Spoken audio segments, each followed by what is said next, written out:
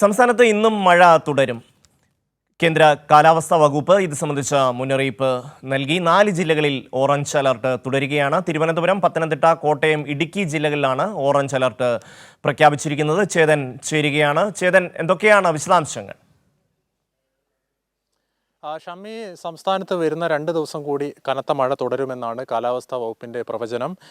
നിലവിൽ ഇപ്പോൾ 4 ജില്ലകളിലാണ് ഓറഞ്ച് അലർട്ട്. കണ്ണൂർ, കോഴിക്കോട്, കാസർഗോഡ്, വയനാട് തുടങ്ങിയ 4 ജില്ലകളിൽ ഓറഞ്ച് അലർട്ടും മലപ്പുറം ജില്ലയിൽ യെല്ലോ അലർട്ടുമാണ് നിലനിൽക്കുന്നത്. മണിക്കൂറിൽ 40 കിലോമീറ്ററിലധികം വേഗതയിൽ കാറ്റ് വീശുവാനുള്ള സാധ്യതയും ഉണ്ട്. അതുപോലെ തന്നെ മത്സ്യത്തൊഴിലാളികൾക്കൊക്കെ ജാഗ്രതാ നിർദ്ദേശം പുറപ്പെടുവിച്ചിട്ടുണ്ട്. ലക്ഷദ്വീപ്, കർണാടക തീരങ്ങളിൽ മത്സ്യബന്ധന വിലക്കും ഇപ്പോൾ തുടരുകയാണ്. മലയോര പ്രദേശത്തും അതുപോലെ തന്നെ തീരദേശ പ്രദേശത്തുള്ളവർക്കൊക്കെ ജാഗ്രതാ നിർദ്ദേശവും പുറപ്പെടുവിപ്പിച്ചിട്ടുണ്ട്.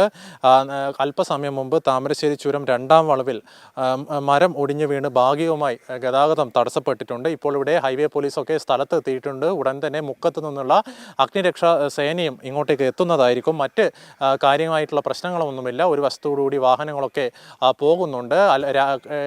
പുലർച്ചെ കോഴിക്കോട് നഗരങ്ങളിലും സമീപ പ്രദേശങ്ങളിലൊക്കെ നല്ല രീതിയിൽ മഴ പെയ്യുമെങ്കിലും ഇപ്പോൾ മഴ പൂർണ്ണമായും വിട്ടുനിൽക്കുന്ന സ്ഥിതിയാണ്. അല്പം മുമ്പ് ആകാശം മേഘാവൃതമാണെങ്കിലും ഇപ്പോൾ നല്ല വെയിൽ ദൃശ്യമാവുന്നുണ്ട്. ഷമി,